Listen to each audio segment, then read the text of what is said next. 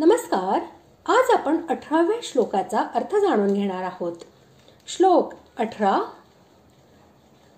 समशत्रौ च मित्रे च तथा मानापमानयोः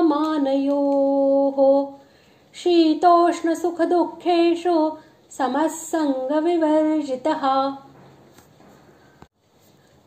श्लोकाचा अर्थ, जो शत्रू, मित्र आणि मान अपमान यांच्याविषयी समभाव बाळगतो, तसेच थंडी येऊन सुख दुःख इत्यादी द्वंद्वात ज्याची वृत्ती सारखीच राहते, ज्याला आसक्ती नसते.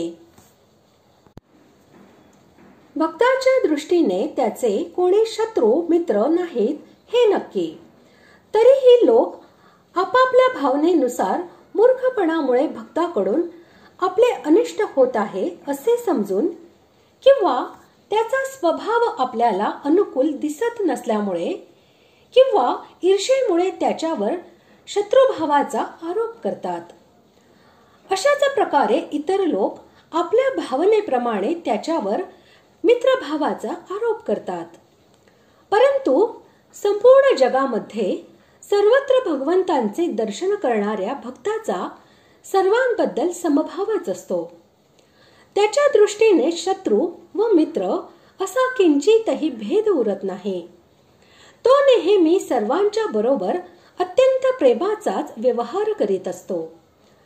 सर्वांना भगवंताचे स्वरूप मानून समभावाने सर्वांची सेवा करणे हाच त्याचा स्वभाव बनतो. ज्याप्रमाणे वृक्ष हा आपापल्या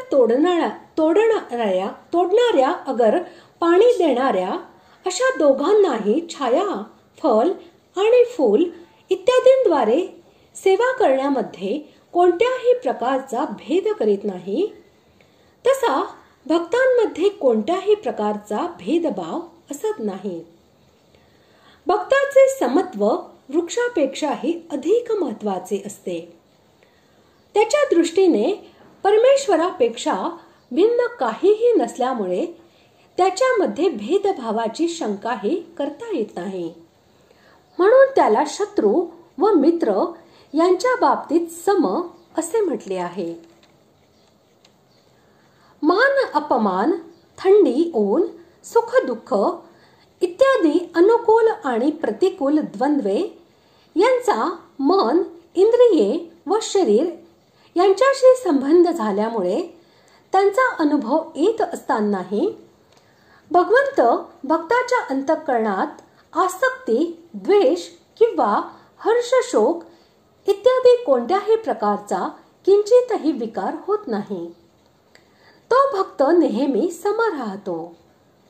अनुकूल असलेल्या इच्छा त्याला नसते आणि तो प्रतिकूल असलेल्याचा द्वेषही करीत नाही. कधीही कोणत्याही अवस्थेमध्ये तो आपल्या स्थितीपासून थोडाही ढळत नाही.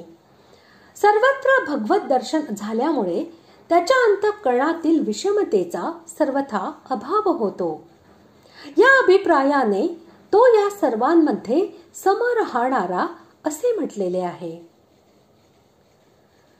जगाबद्दल मनुष्याला जी आसक्ती आहे तीच सर्व अनर्थाचे मूळ आहे. बाहेरून मनुष्य जगाचा संसर्ग तोडून टाकतो, परंतु मनात आसक्ती राहिली तर अशा त्यागाने विशेष लाभ होत नाही. मनाची आसक्ती नष्ट झाल्यावर बाहेरून राजा जनक इत्यादींच्या प्रमाणे सर्वांबद्दल ममता आणि आसक्ती यांनी रहित झाल्यावर संसर्ग घडला तरीही काही बिघडत नाही. अशा आसक्तीचा त्याग करणारा हाच वस्तुतः खरा संग विवर्जित होय. दुसऱ्या अध्यायातील 57व्या श्लोकामध्येही हीच गोष्ट सांगितली आहे. अशा प्रकारे आज आपण 18व्या श्लोकाचा अर्थ जाणून घेतला. पुढील भागात आपण 19व्या श्लोकाचा अर्थ जाणून घेणार आहोत. धन्यवाद.